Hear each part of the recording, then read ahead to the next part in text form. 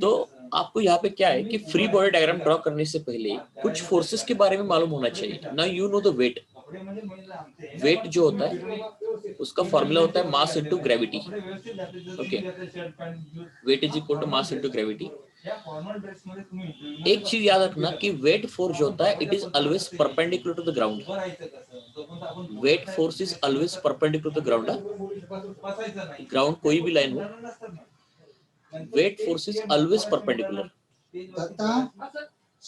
Always perpendicular to ground, always perpendicular ground. तो इसमें किसी को डाउट है कि देखो इस वाले पार्ट में? No sir. ना सर. नाउ हम लोग डिस्कस करेंगे नॉर्मल रिएक्शन या नॉर्मल फोर्स के बारे में. अब ध्यान से सुनना कि नॉर्मल फोर्स एक कांटेक्ट फोर्स होता है. Normal force is one contact force. अब नॉर्मल फोर्स को स्टडी करते हुए बच्चों को दिक्कत कहाँ पे आती है वो समझ के हम लोग यहाँ पे पढ़ेंगे. देखो, एक यहाँ पे मैंने सरफेस कंसिडर किया, उस सरफेस पर एक आदमी खड़ा है. एक सरफेस हमने कंसिडर किया और उस पर एक आदमी ऐसे खड़ा है. ओके, तो उस आदमी का जो वेट होगा it is perpendicular to the that particular surface, या उसको ग्राउंड बोलेंगे हम लोग. देखो, तो यहाँ पे मैं दिखा रहा हूँ weight force which is perpendicular to the ground. तो every action has equal and opposite reaction, correct? Action reaction पे. तो वेट फोर्स को बैलेंस करने के लिए now we are going to show normal force. ऐसा होगा. तो नॉर्मल फोर्स याद रखना है एक्शन रिएक्शन पेयर की वजह से आ रहा है. So these two forces are called as action reaction pairs. Okay, और एक याद रखना कि जब तक दो सरफेसेस एक दूसरे के कांटेक्ट में नहीं आते तब तक ये नॉर्मल फोर्स नहीं आता. Okay, if you are floating in the air so at that time you won't get the normal force. normal force आने के लिए दो सरफेस एक दूसरे के कांटेक्ट में होने चाहिए. तो मैं आपको एक यहाँ पे जो आदमी खड़ा है और ये नीचे का जो सरफेस है, इन दोनों का अलग अलग से मैं आपको फ्री बॉडी डायग्राम ड्रॉ करके दिखा सकता हूँ. तो देखो, दोनों का अलग अलग फ्री बॉडी डायग्राम कैसे हम लोग ड्रॉ करेंगे.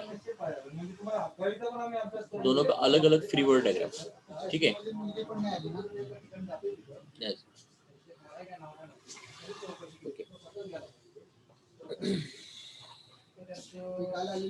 तो अगर मैंने इस आदमी का अगर फ्री बॉडी डायग्राम निकाला, फ्री बॉडी डायग्राम मैंने एक इंडिविजुअल डायग्राम होता है, individual force diagram, individual force diagram of a given body, individual force diagram of given body, given body. ठीक है, individual force diagram of a given body. Okay, देखो अब एक चीज आप यहाँ पे नोट डाउन कर सकते हो.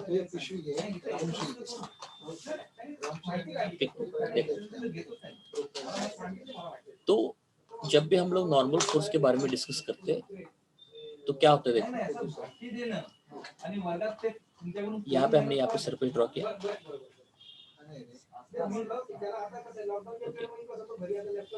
तो इस सरफेस पर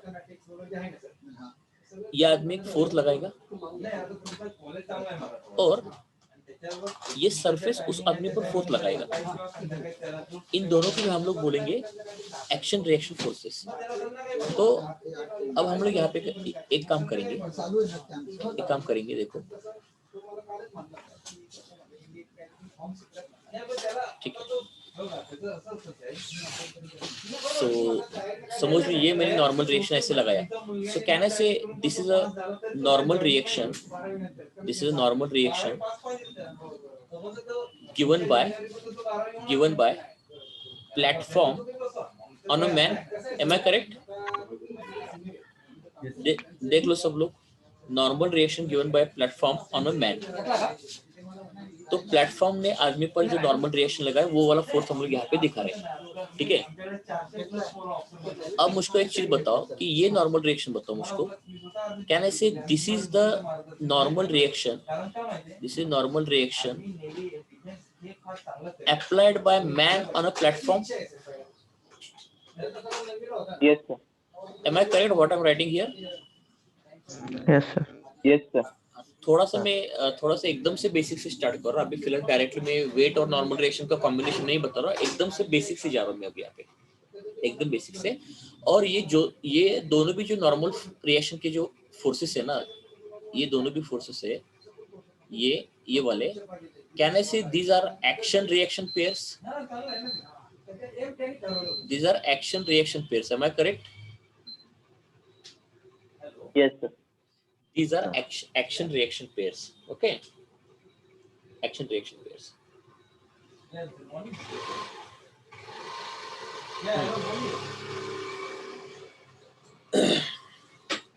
तो नॉर्मल फोर्स आने के लिए two surfaces must be in contact.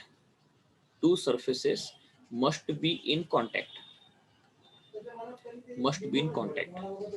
Okay. Two surfaces must be in the contact. यहाँ तक किसी को डाउट है क्या? देखो नो सर। हाँ सर। थोड़ा आहिस्ता पढ़ा रहा हूँ। देखो, वेट फोर्स हमेशा ग्राउंड को परपेंडिकुलर होता है। नॉर्मल फोर्सेस आने के लिए दो सरफेसेस हमेशा एक दूसरे के कांटेक्ट में होनी चाहिए, तो इसलिए नॉर्मल फोर्स कांटेक्ट फोर्स है। तो इस आदमी ने इस सरफेस पर जो नॉर्मल फोर्स लगाया वो डाउनवर्ड होगा, और इस सरफेस ने आदमी पर लगाया नॉर्मल फोर्स वो अपवर्ड होगा। Have I mentioned anything about the weight in this particular diagram? No, अभी तक मैंने मेंशन नहीं किया, अभी डायरेक्टली उसके लिए हम लोग नहीं जाएंगे, ठीक है।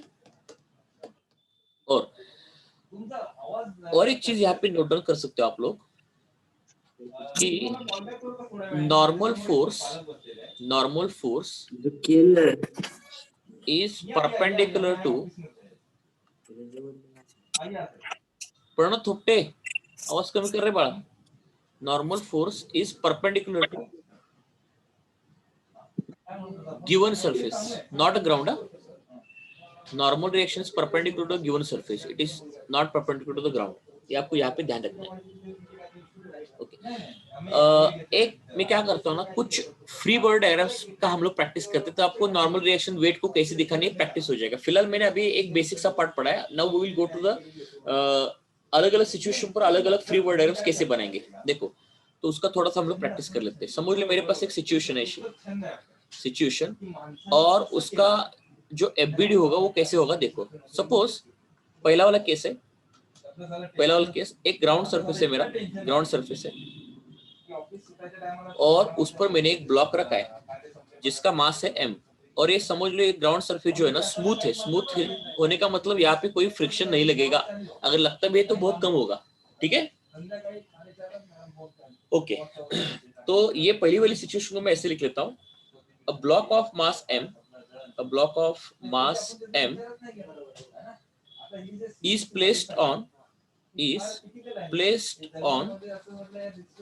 smooth surface, is placed on smooth surface.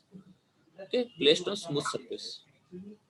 ये मानव कुछ पडे आवाज कमी कर रे बाळा, तुला मी काय सांगितलं, तुला कशाला उगाच हाऊस लीडर केलं रे, तुला मागच्या वेळेला बोललो होतो की नाही मी। थांब, तुला दाखवतो मी आता, लेक्चर होऊन देतो तुला। मागच्या पण एकदा बोललो होतो, हाऊस लीडर जबाबदारी घेतला कशाला झाला रे हाऊस लीडर, तुला कळत नाही का तो मायक्रोफोन चालू आहे का बंद आहे तो।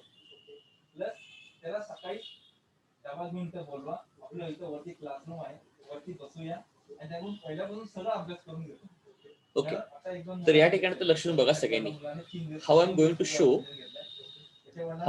Show the free body diagram of this particular mass. लक्ष बघा, मी एकदम बेसिक पासून स्टार्ट करतोय। थोडासा हा पार्ट जरासा तुमच्या पुस्तकात दिलेला नाहीये, त्यामुळे बऱ्याच मुलांना ह्या सगळ्या पार्ट मध्ये अडचण येते। मी इथून बेसिक पासून स्टार्ट करतोय ना, पण एंड करत पुलीचे क्वेश्चन्स वरती।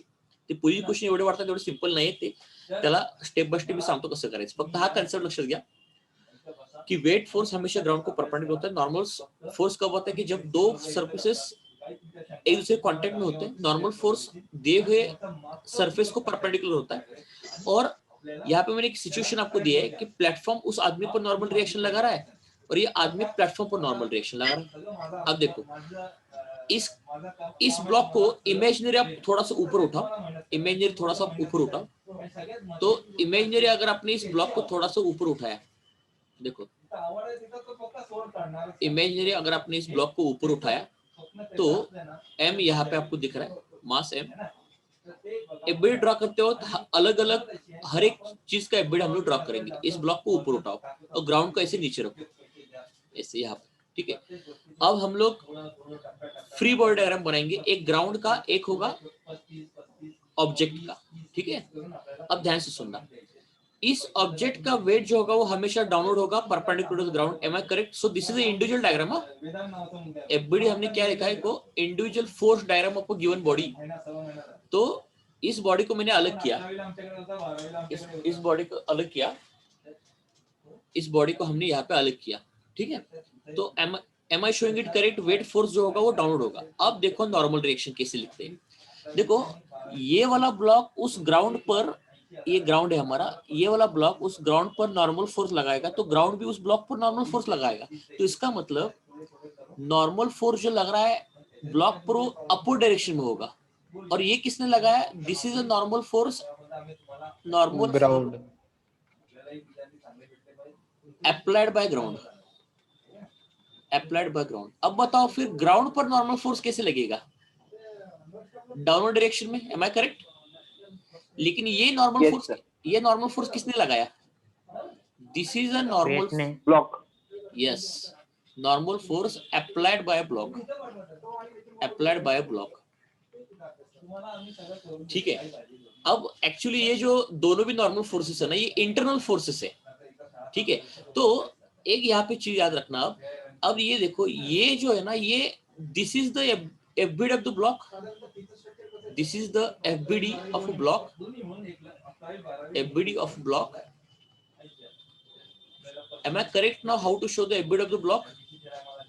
Yes sir. Yes sir. ये FBD हो गया। देखो ये कहाँ से अब हम लोग क्या बोलेंगे, ये जो नॉर्मल डायरेक्शन ग्राउंड ने अप्लाई किया ना, इसका वैल्यू फिर mg को फिर इक्वल होगा, तब ब्लॉक का वर्टिकल डायरेक्शन में मोशन कुछ भी नहीं होगा। Am I correct now?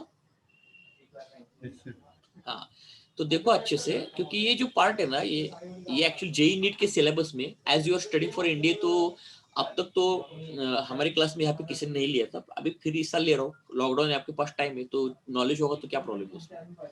तो मैं थोड़ा सा वो कंटेंट हायर लेवल पर लेके जा रहा हूँ, तो थोड़ा आपको फिजिक्स का भी फील आने दो। डेप्थ में हम लोग बहुत सारी चीजें पढ़ सकते हैं यहाँ पे। अब सेकंड सिचुएशन में यहाँ पे ले रहा हूँ। देखो सेकंड सिचुएशन, सेकंड सिचुएशन समझो, एक बार कंसेप्ट समझ आ गया ना, तो बाकी की सारी चीजें क्लियर हो जाएंगी। और ये जो मैंने ड्रॉ किया ना, ये होगा मेरा एफबीडी ऑफ ग्राउंड। अब जनरली एफबीडी ऑफ ग्राउंड कोई पूछता नहीं, लेकिन यू कैन सी हियर। अब सेकंड सिचुएशन हेलो सर।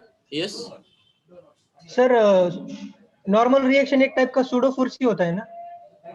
नहीं, अरे normal reaction action reaction force होता है रे भाई। सूडो फोर्स कैसे होता है? रियल फोर्स है वो। How can you see the pseudo force? अरे मुझको बताओ, तुम ग्राउंड पर खड़े रहते हो, बराबर, ग्राउंड पर खड़े रहते हो, तो फिर ग्राउंड तुमको पुश करता है ना। Yes sir. अगर ग्राउंड ने पुश नहीं किया होता, फिर how can you stand on the ground ने? Yes sir, correct. हाँ, तो रियल फोर्स है। सूडो फोर्स यानी कोई फोर्स होता नहीं ना एक्चुअली, लेकिन ये फोर्सेस होते हैं नॉर्मल रिएक्शन की, एक्शन रिएक्शन पेयर से।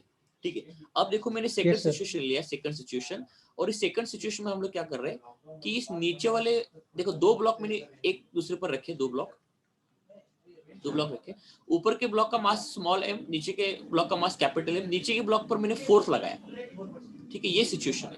अब इसका एफबीडी कैसे ड्रॉ करेंगे, देखो अच्छे से ध्यान से सुनना, मैं कैसे ड्रॉ कर रहा हूं इसका एफबीडी। ठीक है, छोटा जो m ब्लॉक है ना, इसको अलग कर लो, अलग करो। एफबीडी यानी इंडिविजुअल फोर्स डायग्राम होता है, तो छोटा वाला m मैंने अलग किया। ओके, अब एक कॉमन सेंस यहाँ मुझको बात पता चल रही है कि जो मैंने छोटा सा m जो अलग किया, उस पर तो ये वेट फोर्स लगेगा नीचे mg। Am I correct? Okay, yes sir.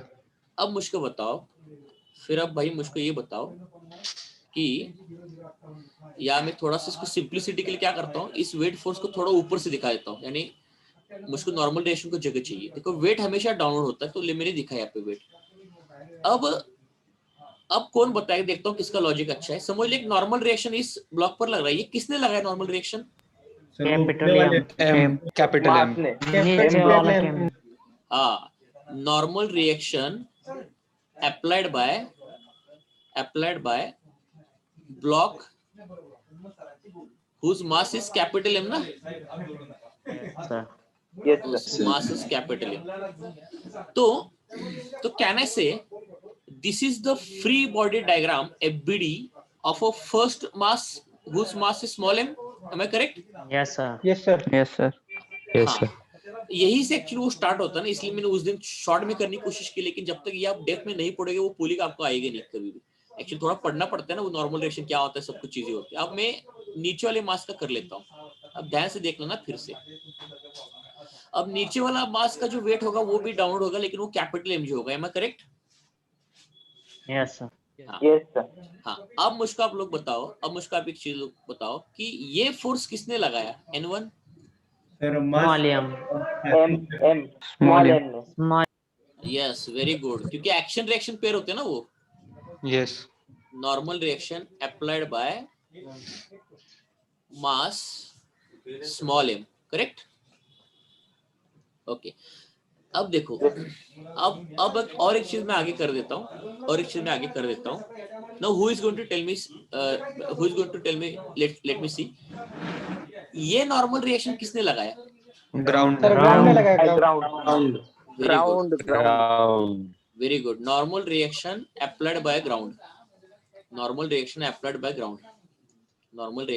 Ground, ठीक है। ग्राउंड को कोई एफबीडी ड्रॉ नहीं करता, वो छोड़ दो उसको, वो उसका कोई प्रॉब्लम नहीं होता, ग्राउंड का कोई एफबीडी ड्रॉ नहीं करता है।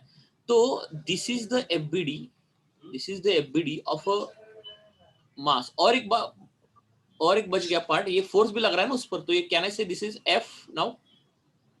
Sir, Yes, sir, sir. और ये frictionless surface है. हाँ, फ्रिक्शनलेस है, क्योंकि अभी मैंने फ्रिक्शन का कोई जिक्र नहीं किया, तो you always consider smooth surface, Yes, sir. क्योंकि जब तक मैं फ्रिक्शन का जिक्र नहीं करूंगा you have to consider it is a smooth surface, otherwise I will have to add the friction force. हाँ. That would be in opposite side. Yes, तो ये स्मूथ सरफेस में यहाँ पे अज्यूम कर रहा हूँ, ये ध्यान रखना आप लोग। Yes, sir. हाँ, हैव अ पेशेंस, स्टार्टिंग में मैं आपको फिजिक्स का ये थोड़ा सा फ्लेवर दे दूंगा, नहीं तो ये एक बार ये अगर आपने परफेक्ट किया ना, ये नॉर्मल रिएक्शन वाला पार्ट, आपको 12 तक कितने भी कौन से भी क्वेश्चन आ जाए, जेई नीट के, आपके एनडीए के, सभी आप कर पाओगे, बोलेंगे सारे क्वेश्चंस, ठीक है? Yes, sir. ओके, चलो। हाँ, और एक फ्री बॉडी डायग्राम होता है ये पूरे सिस्टम का। अब आप देखो क्या बोल रहा हूँ मैं, देखो आपने ये जो फ्री बॉडी डायग्राम ड्रॉ किया, ये स्मॉल एम के लिए, ये फ्री बॉडी डायग्राम आपने ड्रॉ किया कैपिटल एम के। अगर मैंने बोला कि ये पूरा का पूरा सिस्टम ही एक बॉडी है, देखो मैं क्या बोल रहा हूँ, अगर पूरा का पूरा सिस्टम एक बॉडी है तो उसका भी फ्री बॉडी डायग्राम बन सकता है ना फिर? Yes, sir. क्योंकि सर बाय कंसीडरिंग ग्राउंड। नहीं, ग्राउंड का फ्री बॉडी डायग्राम होता नहीं, जस्ट फॉरगेट इट, ग्राउंड को हम लोग कंसीडर नहीं करते। देखो, ओके सर। मैंने अगर इस दोनों को मिला के एक ही मास कंसीडर किया, तो इसका भी फ्री बॉडी डायग्राम बनाना पड़ेगा ना फिर। Yes, sir. Yes. तो अगर मैंने दोनों को कंसीडर किया एक ही मास, कंसीडर किया, तो लॉजिक से बात है, तो इसका वेट फोर्स क्या होगा रे फिर? m प्लस एम इंटू जी होगा, M plus mg. करेक्ट है? और मुझको एक चीज बताओ, Yes, sir. अब मुझको बताओ कि नॉर्मल रिएक्शन किसने लगाया? Ground. वेरी गुड, ग्राउंड ने लगाया। Now you understood how this free body diagram look like. यहाँ पे 3 फ्री बॉडी डायग्राम बन जाएगा ना फिर? Yes, Yes, sir. sir. Yes, sir. हाँ, ये उसमें कंसेप्ट है। देखो आपको करना कुछ नहीं है, मैंने आज कुछ भी नहीं पढ़ा है, नॉर्मल रंगों से चीजें पढ़ा रहा हूँ। देखो ये वेट ग्राउंड को हमेशा परपेंडिकुलर होता है। ये नॉर्मल रिएक्शन कंसेप्ट समझो आपको, ये वाला और ये वाला ऐसे। नॉर्मल रिएक्शन हमेशा एक्शन रिएक्शन पेयर्स में होता है, ध्यान रखना। ये अगर आपको ध्यान में आ गया ना, तो अलग अलग फ्री बॉडी डायग्राम बना के हम लोग क्वेश्चन को सॉल्व कर सकते हैं, ठीक है? ओके, चलो। So shall I take next example then? Sir. Yes, sir. Yes, sir. Okay, अब देखो हम लोग नेक्स्ट एग्जांपल के लिए जाएंगे। अब सिचुएशन नंबर 3, स्मूथ सरफेस है, और एक बार मेरे पास स्मूथ सरफेस है, और एक बार, चलो जगह जाने दो मेरे को, क्या है, लेकिन आपको दिखना चाहिए अच्छे से वो। ओके, समझ लो एक स्मूथ सरफेस पर मैंने एक मास m रखा है। अब इसको कुछ मैंने अटैच नहीं किया, तो under the force of gravity नीचे आएगा ना फिर, Yes, sir. Yes, sir. क्योंकि I am going to assume it as a smooth surface, ठीक Smooth है? surface.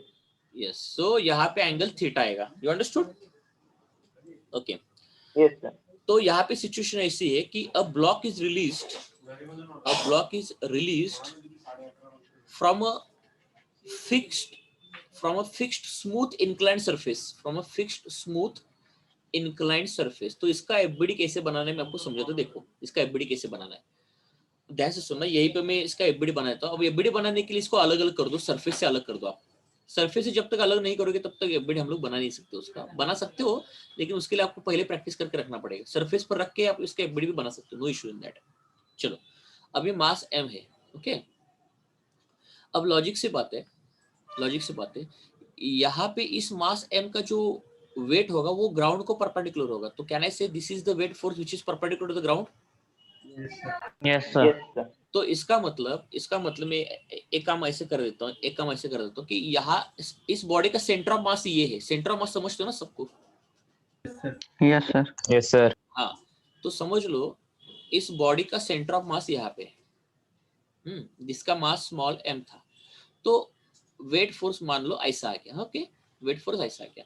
अब हम लोग क्या करेंगे, इस वेट फोर्स को रिजॉल्व करेंगे। वो कैसे रिजॉल्व किया जाता है देखो, ध्यान से सुनने में कैसे रिजॉल्व कर रहा हूँ। आप काम करो, वेट फोर्स को देखो, किसी भी वेक्टर को रिजोल्यूशन कैसे करते हैं हम लोग। देखो एक कोई अगर वेक्टर होगा, समझ लो मेरे पास वेक्टर होगा mg, तो उसका एक हॉरिजॉन्टल कंपोनेंट होता है और उसका एक वर्टिकल कंपोनेंट होता है, और दोनों कंपोनेंट के बीच में एंगल कितना होता है? 90 डिग्री होता है ना? Yes, sir.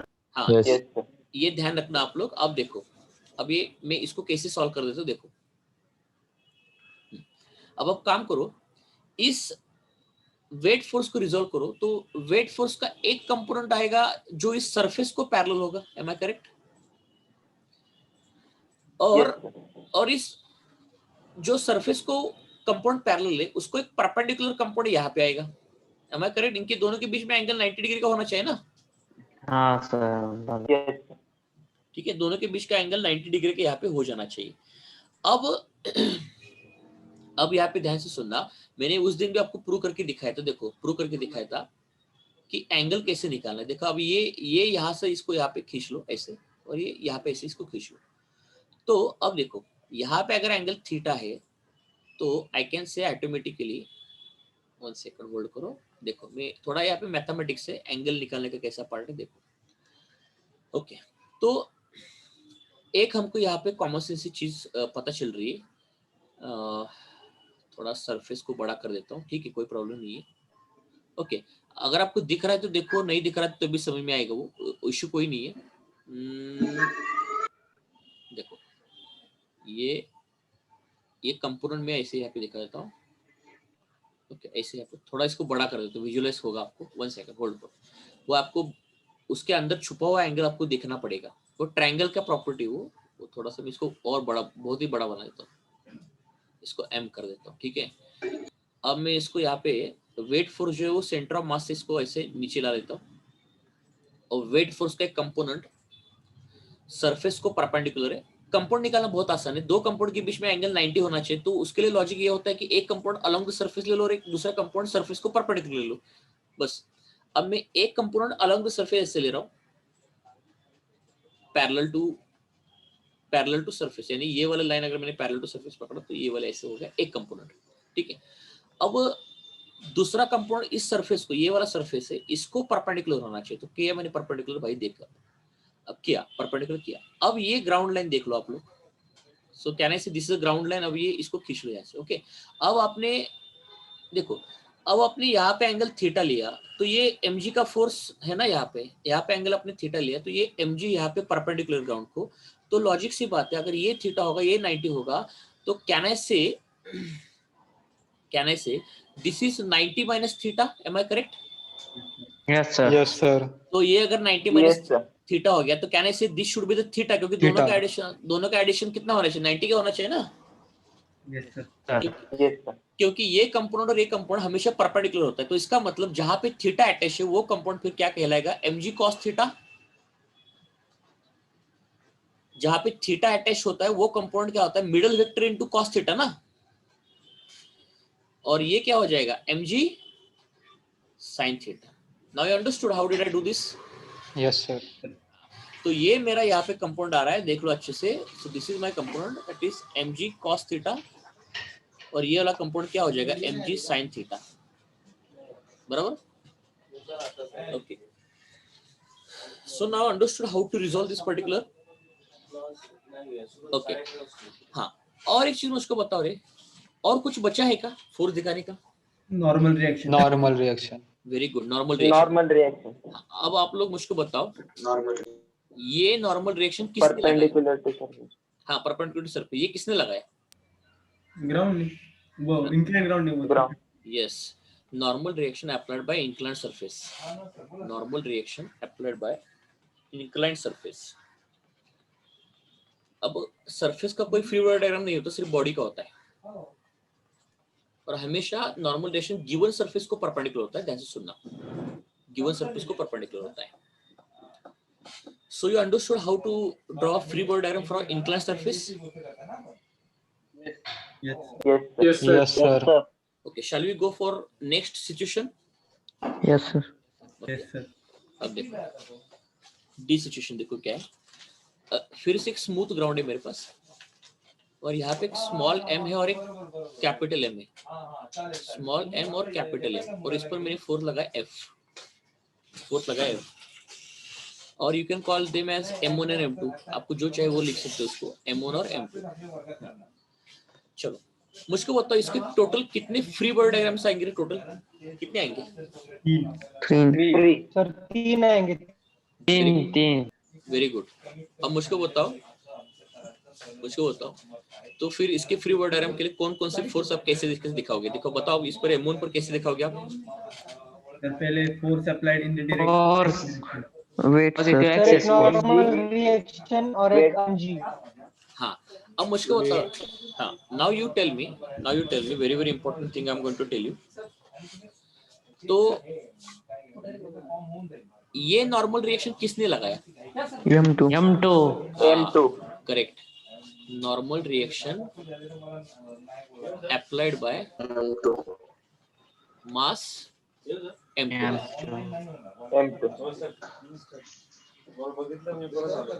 Okay,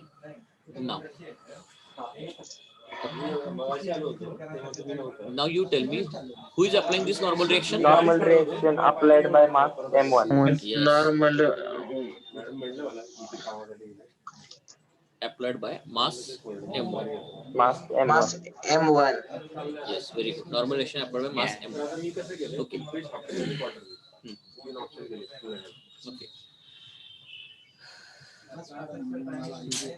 लेकिन और एक चीज आप यहाँ पे बोल रहे हो कि सरफेस यहाँ पे स्मूथ है, surface is smooth, okay, Frictionless. तो surface is moving with some acceleration also because you are applying a force ना, Yes. so it has got this acceleration and it has got this acceleration, you understood? Yes, sir. Yes sir Yes. So this is second FBD and third FBD क्या होगा रे? Normal reaction. अरे third FBD क्या होगा बोल रहा हूँ मैं, पूरे बॉडी पूरे सिस्टम का होगा ना। M1 plus M2। हाँ. और इसको सिर्फ ये देखा देना, एक्शन रिएक्शन फोर्स। अब ये मूविंग है इसलिए वो ग्राउंड का कांटेक्ट का, ग्राउंड का नॉर्मल रिएक्शन नहीं लगेगा ना फिर। नहीं हाँ, No.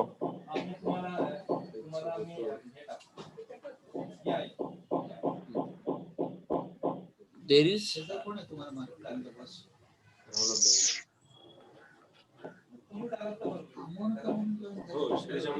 आदित्य रासकर, अथर्व पुणेकर आवाज बंद करा रहे थे। There is no normal reaction from ground, normal reaction from ground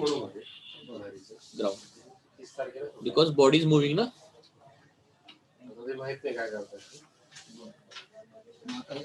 वो तो दिखा सकते हो, लेकिन अभी फिलहाल अभी जरूरत नहीं, कहाँ पे बॉडी रुका होगा तो दिखा सकते हैं हम लोग, ठीक है। So shall we go for next situation?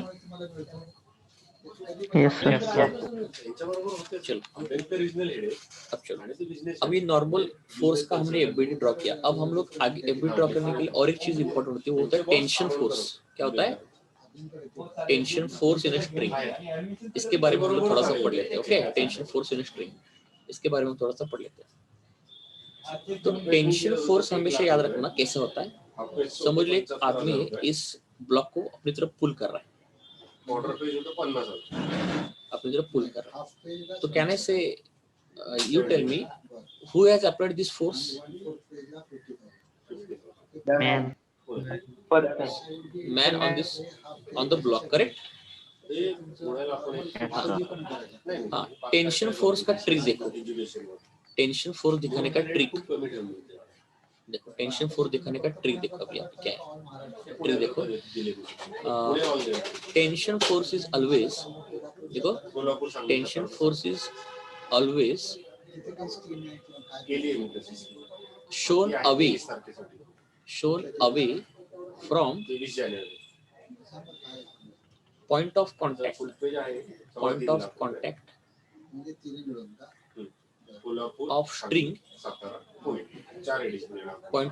string, point of contact of string or tied end of string. So you understood the trick what I'm writing here? Yes, sir. Always away from point of contact or tied end of string. मुझको बताओ रे, मुझको बताओ ये, can I say this is a point of contact?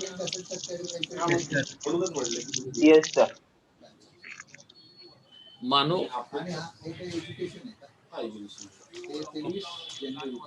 Yes, sir. जरा आवाज कमी कर रहे बाबा। Hi, sir. Mute mic.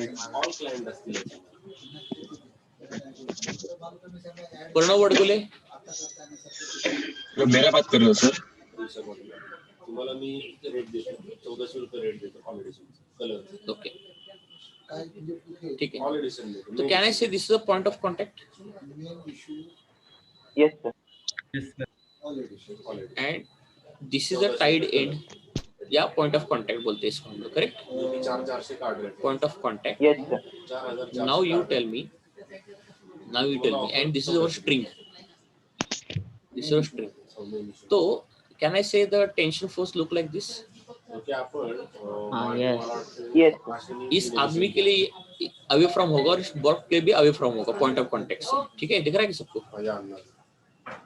Okay Yes, sir. दोन वर्ष तो झाले, सर. एक ध्यान रखना कि जब भी आप टेंशन फोर्स दिखा देते हो तो दिखाते वक्त कुछ चीजें हमको अज्यूम करनी पड़ती साइड है. बॅरियर काहीच नाही. वो क्या है देखो, रेट दिलाय. काहीच नाही. ये जो कंडीशन है, tension force is always shown away from the point of contact for the string of tied end string whether block and man are moving तुम्हाला ऑप्शन देऊ का? or not moving. Am I correct? बुलजे असतो आपल्याकडे 11/5 main इश्यूला Yes. बरीच नाव असतं त्याची दोनों ही case में ये वैलिड होता है, ये रूल दोनों ही केस में वैलिड होता है. मूव करे या न करे दोनों केस में वैलिड होता है. विजिटिंग और दूसरी चीज ये जो स्ट्रिंग होता है ना, वो इसको हम लोग कंसिडर कर लेते हैं फ्रिक्शनलेस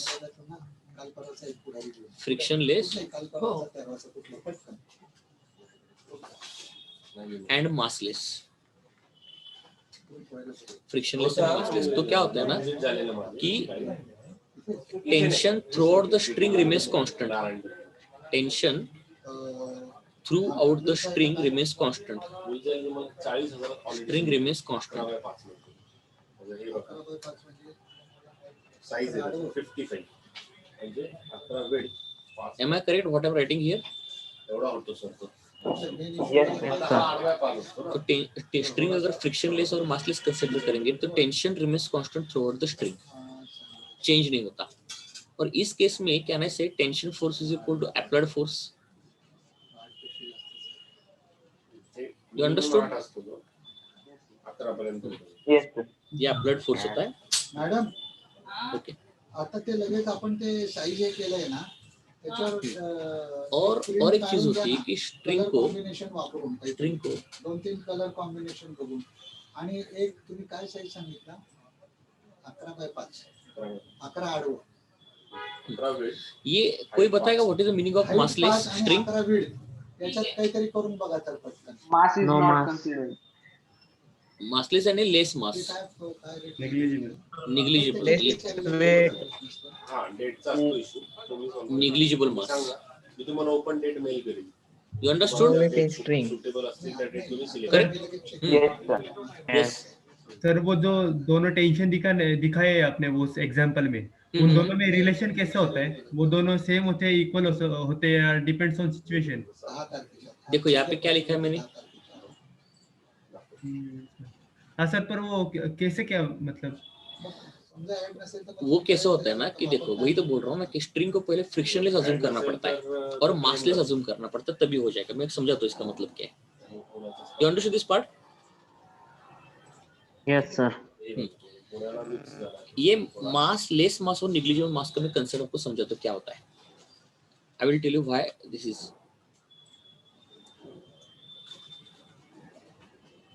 जे मास्टर आहे ना ते ऍड वर गेली बघा सर त्याचं. लॉन्चिंग होत नाही हा ती वर गेली बघा ऍड. आणि वर सोमेटची गेली हा तेच ना. ही वरची ती नाही ती नाही. मला दाखवतो ते नाही ते. कधी कधी जाहिरात टाकला अब देखो म्हणजे ध्यान से त्याचा सुनो। impact थोडा तरी जाणवतो नाउ कळेल. You tell me what is Newton मग सेकंड लॉ, याच्यात तुम्ही- फोर्स इज इक्वल टू तुम्ही मास इनटू 1400 एक्सेलरेशन। सांगितलं रे. 1400 यस 1400 Parth? म्हणलं ना, all Yes, sir. हा बघा. Now you tell me force is directly proportional to the mass, am I correct? Yes sir. हाँ अगर Yes, तुम sir. हाँ अगर तुमने स्ट्रिंग का मासलेस कंसीडर नहीं किया तो जहाँ पे फोर्स अप्लाई कर रहे हो तो वहां पे तो टेंशन ज्यादा आना चाहिए ना फिर। Yes sir. आता की मला तुम्ही जहाँ पे फोर्स अप्लाई करो वहां पे टेंशन ज्यादा आना चाहिए, और यहाँ पे फोर्स अप्लाई कर रहा हूँ क्या मैं फिर, Available काय आणि main यहाँ पे chapter टेंशन वरील कम आना चाहिए ना एक्चुअली। हम्म। यानी through out the string different point पर टेंशन अलग अलग आएगा ना फिर। Yes sir. तो हमने ऑलरेडी मासलेस बोला, इसलिए हर एक पॉइंट पर टेंशन यूनिफॉर्म रहता है। और दैट इज क्लियर? क्योंकि संदीप आहे ना क्योंकि क्या होता है ना कि अगर मास कुछ रहा ना तो आपका जैसे जैसे फोर्स बढ़ाओगे तो वैसे वैसे क्या होता है कि अगर मास कुछ स्ट्रिंग को होगा तो उसमें कुछ इस मास की वजह से क्या होगा कि वहां पे ये टेंशन फोर्स भी ज्यादा आएगा, मैक्सिमम आएगा वहां पे। ठीक है? Yes sir. एक्चुअली बेसिकली मैं आपको समझा तो क्या होता है ना कि टेंशन फोर्स एक मोलिकुलर फोर्स होता है। तारखेपर्यंत मला पाहिजे होते ओपन डेट. अब मुझको बताओ, स्प्रिंग देखा है ना अपने लोगों ने, स्प्रिंग देखा है, या अपना जो रोप देखा है, तो रोप भी क्या होता है, एक्सटेंड होते हैं ना, स्प्रिंग भी स्ट्रेच होती है, तो उसमें क्या होता है, इंटरनल रिस्टोरिंग फोर्स होता है ना, यस सर। और इंटरनल रिस्टोरिंग जो फोर्स होता है ना, वही इंटरनल रिस्टोरिंग फोर्स जो होता है ना, वही टेंशन फोर्स होता है। टेंशन फोर्स एक मोलिकुलर फोर्स होता है। टेंशन फोर्स एक मोलिकुलर फोर्स होता है। ओके, यानी क्या होता है, मोलिक्यूल्स एक दूसरे से बॉन्ड से अटैच्ड होते हैं ना। You got that clear? Yes sir. तो अगर क्या होता है ना, तुमने अगर मास कंसीडर किया, इसका मतलब मास ज्यादा कंसीडर किया, तो मास ज्यादा कंसीडर करने का मतलब नंबर ऑफ पार्टिकल भी ज्यादा आएंगे ना फिर। और अगर तुमने इस पॉइंट पर फोर्स लगाया और समझ लो मास ज्यादा है, तो इस पॉइंट पर जहाँ पे फोर्स ज्यादा लगाओगे तो वहां पे टेंशन ज्यादा आएगा ना फिर, क्योंकि इमीडिएट इफेक्ट करेगा ना इसको। लेकिन जैसे से फोर्स से तुम दूर जाओगे, डिस्टेंस बढ़ेगा, तो यहाँ का टेंशन फिर कम आएगा, 1400 तुम्ही 1155 म्हणा. और यहाँ पे टेंशन क्या आएगा, मैक्सिमम आएगा ना फिर, yes sir. If you consider the mass. अब एक सिंपल सी लॉजिक बताओ ना मुझको, मास का न्यूटन सेकंड क्या बोलता है, मास का फोर्स का इफेक्ट किस पर होता है, मास पर होता है ना। Yes sir. Then if you're considering the large mass, then if you apply the force, then what will happen, these molecules will try to oppose this force, yes sir. और वो ज्यादा अपोज करेंगे। अगर मास ज्यादा रहा तो ज्यादा अपोजिशन मिलेगा, और ज्यादा अपोजिशन मिलेगा तो यहाँ पे टेंशन ज्यादा मिलेगा ना फिर आपका। त्यांना पुढे बुकिंग असतेच ना. Got that clear? वो अपोजिशन वही टेंशन क्या अपोजिट डायरेक्शन में। यस, वही मोलिकुलर फोर्स होता है वो अपोजिशन का उसका। Okay sir. Yes sir. ठीक है, और लेकिन ये हो गया point of application of force, ये हो गया point of application of force, am I correct? Point of application of force. लेकिन अब मुझको बताओ, ये जो पॉइंट है ये अपने फोर्स से दूर है ना, याला कमी नाही भेटत ना. तो यहाँ पे फोर्स फिर वीक लगेगा ना। मास कंसीडर किया तो। हाँ, मास कंसिडर किया तो मला ठरवायला पाहिजे ना. फोर्स वीक लगेगा, तो यहाँ पे टेंशन क्या होगा, मिनिमम होगा ना। Yes sir. तो मिनिमम होगा और मैक्सिमम होगा, तो सिस्टम कॉम्प्लिकेटेड बन जाता है फिर वो। तो उसको सॉल्व करना आसान नहीं है। फिर साइंटिस्ट लोग क्या करते हैं ना, साइंटिस्ट लोग क्या करते हैं कि वो बोल देते हैं कि string is massless. You understood? आता फॉर एक्झाम्पल क्लियर हो गया ना प्रॉपर? तो थ्रू आउट टेंशन सेम ही रहेगा, मासलेस रहेगा तो। करेक्ट। करेक्ट। मास हाँ हाँ, देखो मासलेस का मतलब क्या होता है, कारण सगळ्यांनी मासलेस का फोन मतलब केला. क्या होता है, लेस नंबर ऑफ मोलिक्यूल्स, 17 एडिशनला फोन होईल. Yes sir, less number of molecules. तो अब मुझको बताओ लेस नंबर ऑफ मोलिक्यूल्स का मतलब क्या होगा, the gap between them is more,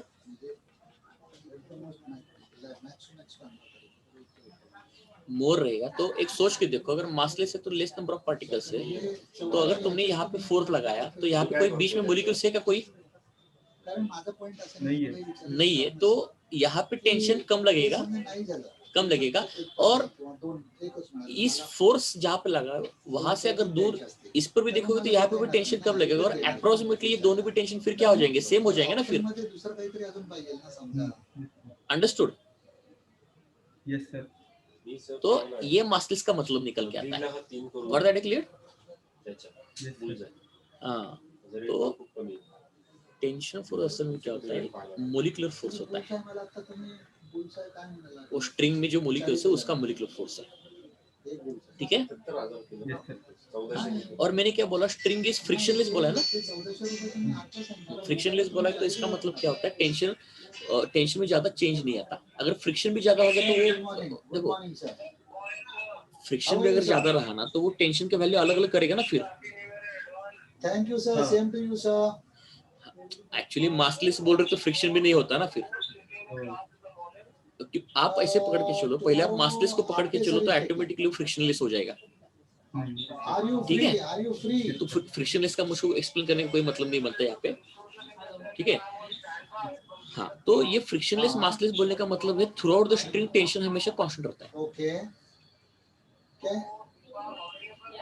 okay, तो ये समझ में आ गया आपको, ये वाला पार्ट और ये वाला part. Know if you yes sir, तो ये हमेशा वैलिड रहता सुनो ना, है, tension is away from the point of contact, मैं क्या वेदर बोल रहा हूँ, ब्लॉक इज अगर मूविंग आपके और नॉट पास कल मूविंग, का अवेलेबिलिटी है ठीक है। तो मुझे शाम तक बता दोगे? ओके, और एक चीज यहाँ पे हम लोग अज्यूम करते हैं टेंशन फोर्स के लिए, the string is assume to be, string is assume to B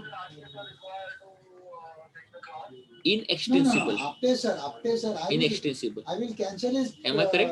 class. No, am I correct? Yes sir, inextensible यानी today evening. No, perfectly elastic. Last minute उनको बताना ठीक नहीं रहेगा ना। अब मुझको बताओ, जो चीज परफेक्टली इलास्टिक होती है कभी एक्सटेंड हो सकती है क्या? वो ये होता एक्सटेंड का मतलब समझ रहे हो क्या बोल रहा हूँ मैं What आपको? time you tell me? You अगर only spring tell है, me what time you will come to know. Spring है, इसका लेंथ है L, Hello. इसका लेंथ है L1। अगर आपने स्प्रिंग को स्ट्रेच किया फोर्स लगा के, Means around 9 फोर्स लगा के o'clock. आपने स्प्रिंग को स्ट्रेच किया, तो आपको लग रहा होगा कि the spring has extended. Am I correct? Okay, ठीक है, आप मुझे 8 बजे तक ये कर दो। Yes, sir. लेकिन मुझको बताओ, is it Whether true it is- if that it is spring has possible, been just give me a extended? call straight away. No. नहीं है, हाँ, तो then- स्प्रिंग then- क्या कहलाएगा? then, by that time then we will see Inextensible. what is to be done. ठीक है? Inextensible. Done, done. You understood? Okay, bye sir. Good day. क्योंकि मैं जब Yes, sir. Thank you जब sir. यहाँ So से- same to you sir. Force release करूंगा, Bye, good day. जब यहाँ से मैं फोर्स रिलीज करूंगा तो स्प्रिंग अपने आप ओरिजिनल पोजीशन पर आ जाएगी ना फिर। तो आपलं इनएक्सटेंसिबल का मतलब क्या होता है? जो रिबाउंड कर सकता है, इलास्टिक होता है, उसी को क्या बोलते हैं? इनएक्सटेंसिबल बोलते हैं ना हम लोग। असं बी केलं तो केलं. तो रेट मध्ये 770 अब ये क्यों अज्यूम किया हमने? केला आपला. हा, मग आता मला- ये क्यों अज्यूम किया हमने? आई विल टेल आता यू तुम्ही हा rate Why this is assumed? पानावर तुम्ही जो रेट देताय देखो, तो 1400 देताय. ओके, म्हणून मी म्हटलं की ते खूप महाग पडतात ना. 727. तर ते तुम्ही आत मला अगर स्ट्रिंग इनएक्सटेंसिबल है तो कल का एग्जांपल देख लेते हैं हम लोग, कल का। Size restricted. अब यहाँ पे पुली है, Benefit तोच आहे ना त्याचा. पुली है, और ऐसे अगर मैंने यहाँ पे इसको दिखाया, ये मास है, ओके, तो can I say this is T and this is T? Am I correct? Yes, sir. Yes sir, क्योंकि पॉइंट Yes, ऑफ कांटेक्ट से दूर जाना चाहिए ना। अगेन सर त्याला एक क्लॉज आहे की you understood this part? 40 centimetre हाँ, अब मुझको बताओ, स्ट्रिंग अगर इनएक्सटेंसिबल है तो इसका मतलब यहाँ पे स्ट्रिंग का जो लेंथ है, length will not change, yes sir, length will not, Yes, sir. पण झाली पाहिजे. Length will not change. Okay, तो ये लेंथ विल नॉट चेंज। अब मुझको चीज बताओ, अगर इसका लेंथ चेंज नहीं हो रहा है तो मैं ऐसे बताऊं क्या, अगर ये ब्लॉक यहाँ पे कुछ एक्स डिस्प्लेसमेंट करता है तो ये भी नीचे जाके एक्स डिस्प्लेसमेंट करेगा ना। Yes, sir. Yes, sir. Sorry यहाँ पे ऐसे नहीं बोल रहा। देखो ये ब्लॉक ऐसे नीचे एक जाएगा ना, फिर ये Yes, sir. ऐसे नीचे एक जाएगा, इसका मतलब क्या नहीं से दोनों का डिस्प्लेसमेंट सेम आएगा। Same displacement of both the blocks, छोटा माणूस आहे, same displacement of both blocks. उलट बोलतोय। अगर दोनों भी डिस्प्लेसमेंट का सेम हो गया तो इसका मतलब क्या नहीं से both of them have same acceleration, Yes, sir. Yes, sir. Have same acceleration. Yes, sir. हाँ, दोनों का एक्सेलरेशन क्या होगा, सेम होगा। अब मुझको एक चीज बताओ, ये कब हो सकता है, जब ये लेंथ स्ट्रिंग का चेंज नहीं होता तब, बराबर ना? Yes, sir. क्योंकि अगर सोच के देखो, अगर ये वाली स्ट्रिंग अगर एक्सटेंड हो गई और लेंथ चेंज हो गया तो इसका डिस्प्लेसमेंट अलग हो जाएगा ना यहाँ पे, करेक्ट है? Yes, sir. Yes, sir. और Yes, sir. इसका डिस्प्लेसमेंट अलग हो गया तो इसका एक्सेलरेशन भी अलग हो जाएगा फिर। Yes, sir. हाँ, Yes, sir. तो both of them have same acceleration and this is valid for n number of masses Yes, sir. attached to the string, attached to a string। तो ये सबसे 3 इंपॉर्टेंट अजम्पशन समझे कि आपको string के लिए, एक इनएक्सटेंसिबल होना चाहिए, दूसरा फ्रिक्शनलेस और मासलेस होना चाहिए। So I understood the whole concept of tension now। Yes, sir. ये आपके सिलेबस में दिए नहीं, लेकिन आपको पढ़ना पड़ता है उसको। So you part understood that part? Yes, sir. ठीक है, ठीक है। अब देखो, so now can we draw the free body diagram of the pulley system? Yes, sir. एक पुलिस सिस्टम में को दिखा तो देखो यहाँ पे, अरे दत्ता, यहाँ पे एक पुली है ऐसे, यहाँ पे पुली, और ऊपर मैंने ऐसे सरफेस को रखा है यहाँ पे। सो ऐसे यहाँ पे सरफेस में रखा है, तो ये ऐसी पुली हो जाएगी बड़ी। तो ये ऐसे हो जाएगा और ऐसे हो गया। ये इसको मैंने मास यहाँ पे अटैच किया कुछ A और इसको मैंने मास अटैच किया B। सो डायग्राम क्लियर है कि देखो सबको? Yes, sir. Yes, sir. अब देखो, अब मैं सबका फ्री बॉडी डायग्राम कैसे ड्रॉ कर रहा, देखो सबका फ्री बॉडी डायग्राम। अब इस पुली का फ्री बॉडी डायग्राम देखो, इस पुली का कैसे दिखेगा, ये ऐसे दिखेगा। सो एम आई से सपोज मैं स्ट्रिंग्स को नाम दे देता हूँ, अलग अलग कौन कौन सी स्ट्रिंग है। Can I say this is string 1 and string 1 हो गया, और can I say this is string number 2 and this is string number 3। ये तो एक ही है ना ऐसे।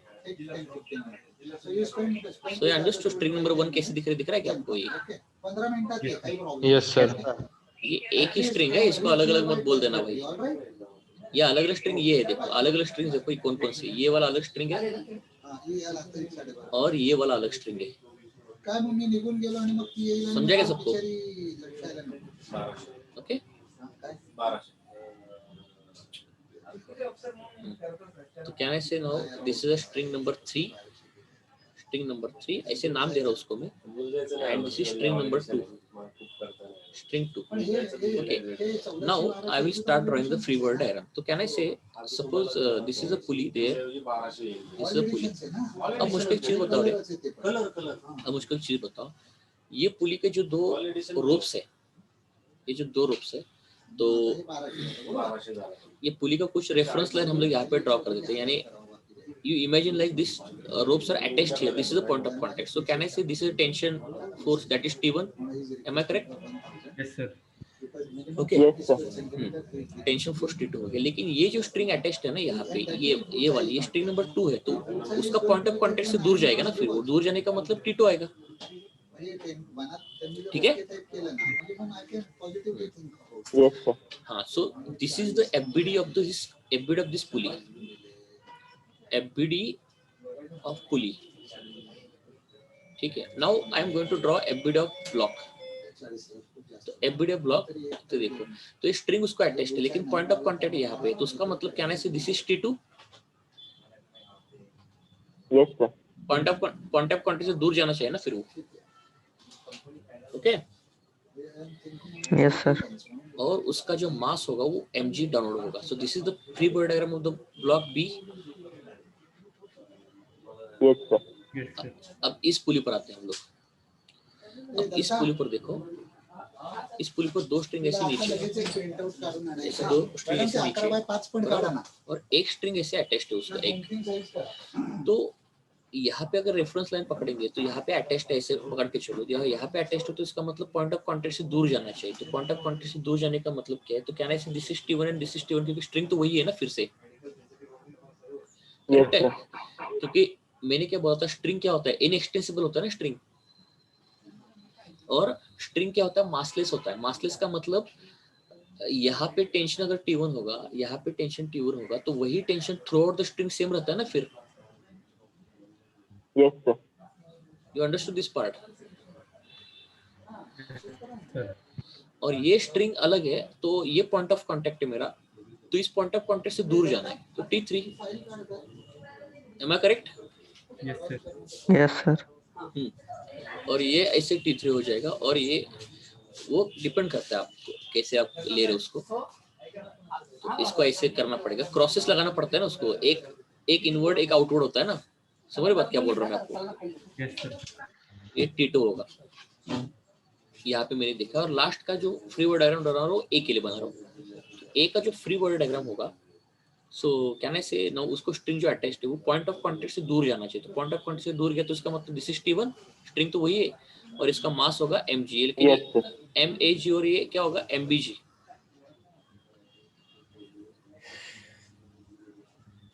Now are you able to draw the free body diagram of any pulley system now? Yes sir. Yes, sir. Yes sir. वही तो concept है ना, मैंने क्या लिखा था यहाँ पे देखो, tension force is always away from point of contact of the string और tied end of the string. Am I correct? और ये याद रखना कि Yes, sir. मासलेस फ्रिक्शनलेस होने की वजह से tension through out the string remains constant. और दूसरी चीज, if string is assumed to be inextensible, then for n number of masses attached to a string, they all of them have same acceleration. ठीक है? The homework के लिए दे दो कि आपको फ्री बॉडी डायग्राम पुली का बनाने के लिए। Yes sir. Yes sir. हाँ, तो होमवर्क के लिए मैं आपको एक दे देता हूँ, फ्री बॉडी डायग्राम पुली का बनाने के लिए। सॉरी, इसको उल्टा करना पड़ेगा, रेफरेंस लाइन ग्राउंड के लिए। चलो मैं एक 2-3 एग्जांपल देता हूँ फ्री बॉडी डायग्राम बनाने के लिए। दिस इज अ होमवर्क का क्वेश्चन, फर्स्ट होमवर्क क्वेश्चन। इसको मैंने समझ ला ऐसे किया, और कुछ भी कर लो, I don't have any issues in this. This is a block B और ब्लॉक ए, इसको कर दो attach block C. So this is the first, this is homework first question. Second question दे देता हूँ, आपको सिर्फ क्या करना है, एफबीडी ड्रॉ करना है। ड्रॉ एफबीडीज, थोड़ा सा कॉम्प्लिकेटेड भी दे देता हूँ आपको, थोड़ा प्रैक्टिस करने के लिए। दिमाग आप भी लगाओ ना थोड़ा सा भाई, आप भी दिमाग लगाना पड़ेगा यहाँ पे। देखो ये ऐसा ब्लॉक है, ये ऐसा ब्लॉक है उसके ऊपर, और ये ऐसा ब्लॉक है, क्योंकि इसको ए बोलूंगा, इसको बी बोलूंगा, इसको सी बोलूंगा, और मैंने बी पर फोर्स लगाया। Have I applied any force on A and C? No sir. तो ए और सी का एक्सेलरेशन 0 होगा, बी का सिर्फ एक्सेलरेशन होगा, ठीक है? लेकिन इसके भी टेबल ड्रॉ करते वक्त नॉर्मल रेशियो सब कुछ दिखा ना। सुनना मैं क्या बोल रहा हूँ सर। बोलो सर, सी पे भी फोर्स अप्लाई हो रहा है ना? अरे भाई, मैंने अभी कोई फ्रिक्शन का जिक्र किया है क्या तुमको? नो। तो जब तक मैंने फ्रिक्शन पढ़ा ही नहीं, तो why are going for a friction then? ठीक है?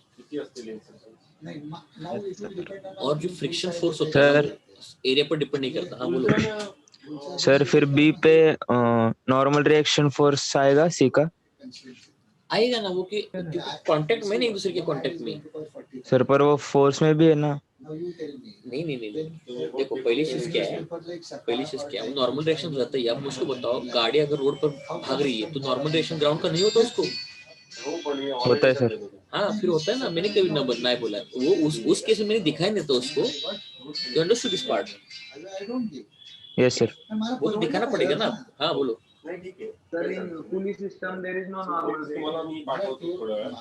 ये नॉर्मल रिएक्शन कब आता है कि जब दो सरफेसेस को एक दूसरे पर रखा जाता है। पुली में तो स्ट्रिंग है ना, कहाँ से नॉर्मल रिएक्शन लाओगे? तो यस, नो नॉर्मल रिएक्शन। ठीक है, देखो इसको आपको अब ड्रॉ करना आना पड़ेगा। देखो एफबीडीज पहली चीज देखो, ध्यान से सुनना। एफबीडीज क्या होता है?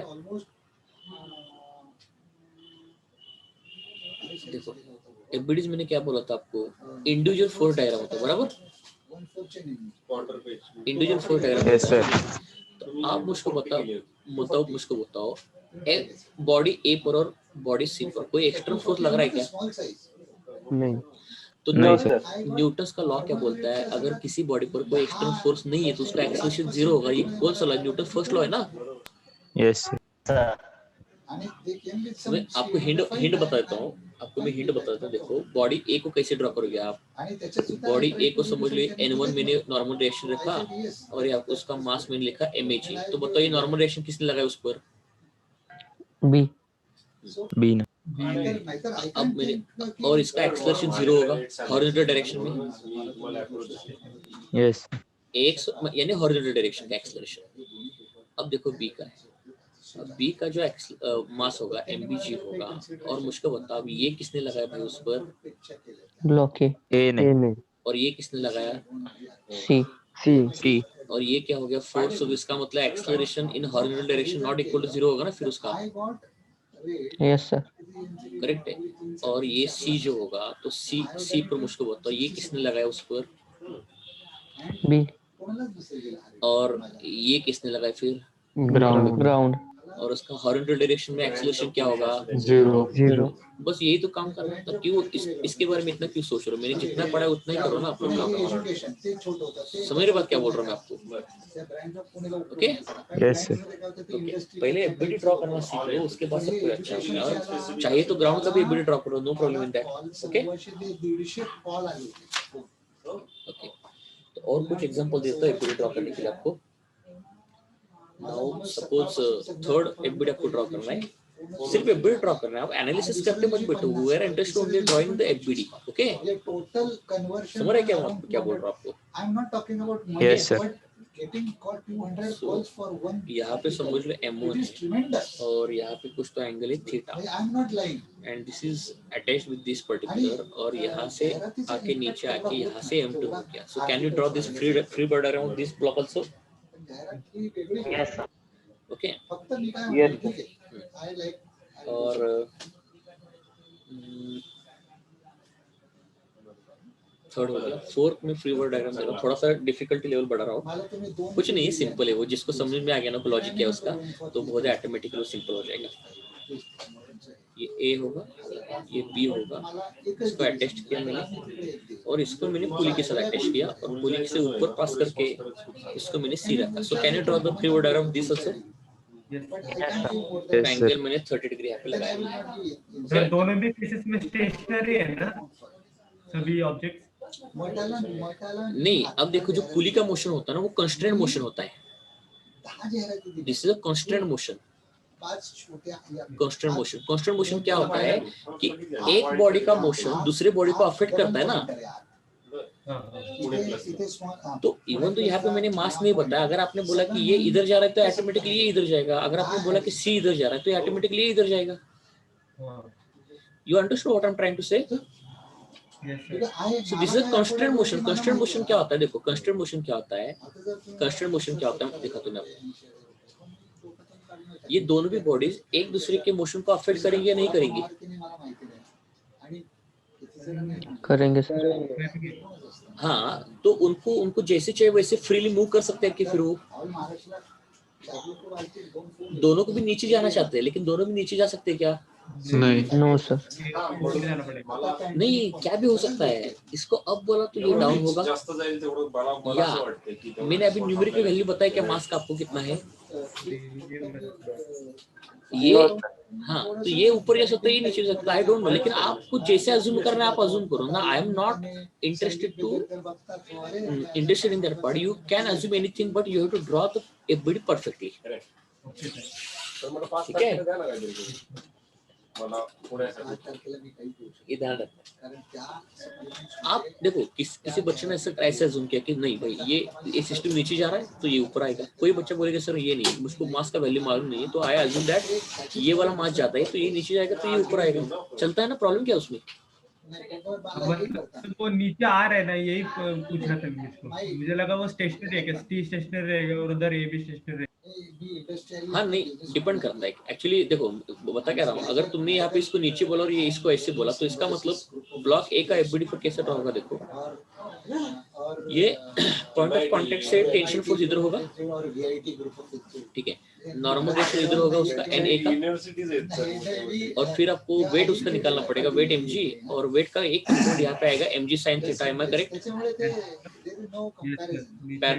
माझ्या हातात हाँ. 5 तारखेचं. पैरेलल टू सरफेस होगा ना वो फिर. काही करता येतं त्याच्यामध्ये. ठीक.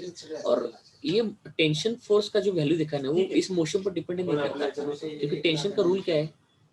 मैंने अभी, आप भूल रहे हो मैं क्या बोल रहा हूँ. मैंने यहाँ पे क्या लिखा था, whether block and man are moving और नॉट मूविंग, 40 पर्यंत इट डजंट हैव टू यानी बॉडी मोशन में हो या न हो, लेकिन टेंशन फोर्स का डायरेक्शन हमेशा फिक्स्ड रहता है. Yes sir. तो वो अगर फिक्स रहता है then why you have to worry about that motion कहाँ पे चल रहा है, इसके बारे में आपको सोचने की जरूरत फिर क्या है ना. हाँ हाँ. Yes sir. You understood. तो मुश्किल, अब मुश्किल होता है ये वाला टेंशन का डायरेक्शन दिखाने के लिए मैंने मोशन का जिक्र किया कि यहाँ पे नहीं किया. यह इसलिए तो बोल रहा था ना, ये रूल आप लोग भूल रहे हो फिर से वापस. यही तो मैंने बोल रहा था, ये देखो और कैच इसको. Yes sir. Whether block and man are moving और not moving, direction of tension force is not going to change. वो सिर्फ पॉइंट ऑफ कॉन्टेक्ट से अवे होता है. पुण्यात आता 1.95. ठीक है. नॉर्मल किती असतं आता पॅन्डेमिकचे त्याच्या आधी 2 You understood this part now? Okay sir. Yes sir. Yes sir. सिटीचे. वो आप जो डायरेक्शन बोल रहे हो ना वो किसको चेंज करता है, एक्सेलरेशन की वजह से. डायरेक्शन, एक्सेलरेशन को निकालते हुए डायरेक्शन आएगा, लेकिन फ्री बॉडी डायग्राम ड्रॉ करते वक्त you don't have to worry about the acceleration much. Okay sir. वो तो हम लोग बाद में करेंगे ना. अगर आपने सिर्फ टेंशन, नॉर्मल फोर्स, वेट इतना भी दिखाया तो एफबीडी उस पर ही चलता है, थोडा सोलापूरला और कोई फोर्स होगा तो. हां पुण्यात आहे. अभी यहाँ पे फिलहाल फोर्स रिजल्टेंट कहाँ पे मुझको नहीं मालूम, तो एक्सेलरेशन का डायरेक्शन आई डोंट नो. तो अगर नहीं चाहते एक्सेलरेशन का डायरेक्शन तो आप अगर if you are not sure about the acceleration then you don't have to show the direction of acceleration, क्योंकि इस केस में मुझको फोर्स का डायरेक्शन मालूम था. Am I correct? Yes sir. तो उस केस में तो I know the acceleration, where is the acceleration. But इस वाले केस में do you know where is the force, resultant force? तो then you don't have to show acceleration, at least you can show normal reaction, tension and mg ना. और टेंशन निकालते वक्त you don't require the motion of the blocks, क्योंकि it is always away from the point of contact. ठीक है. Let me be very honest.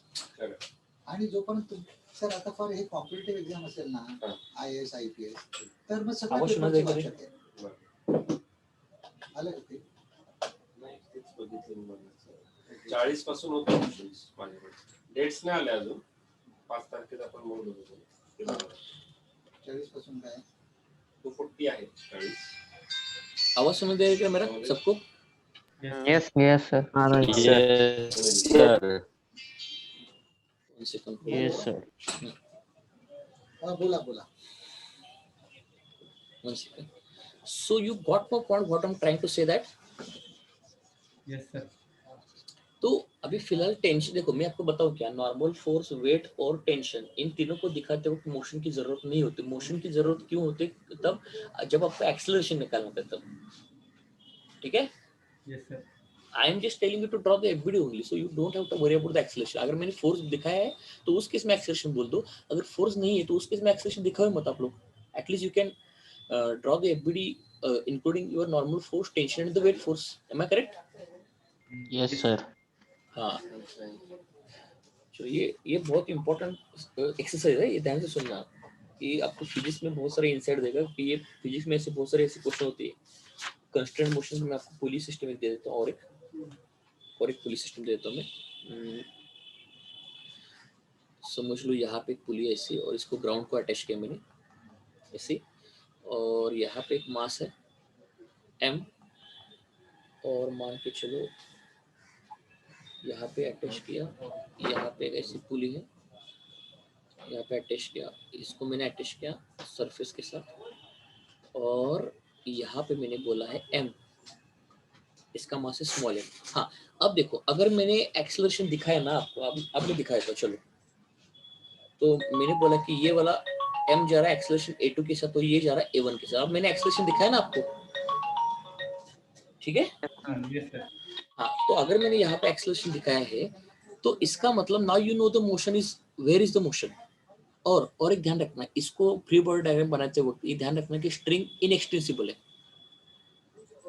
Yes, sir. Inextensible string है। तो इसका मतलब मुझको बताओ, अगर ये अब ये पुली कौन सी होगी? मूवेबल पुली है ना ये, यस और ये क्या है? फिक्स्ड पुली है ना।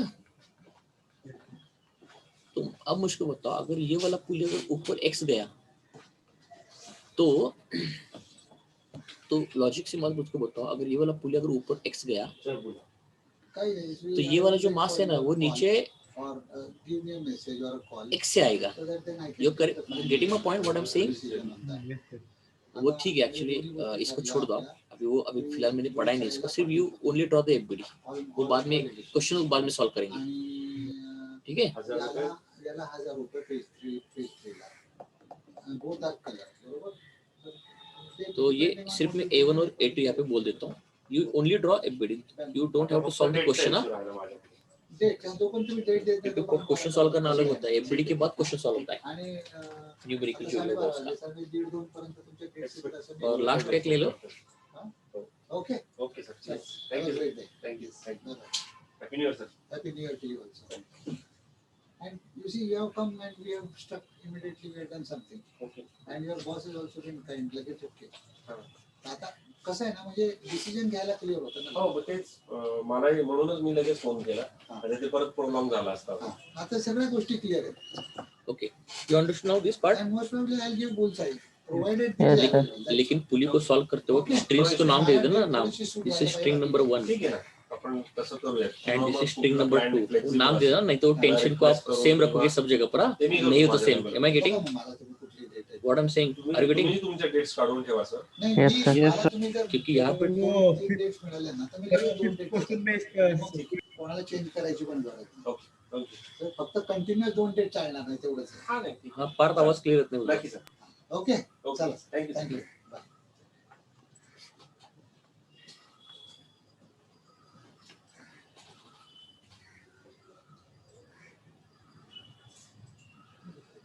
चलो आज का पढ़ा हम लोग कवर हो गया, then we will continue from next lecture. Okay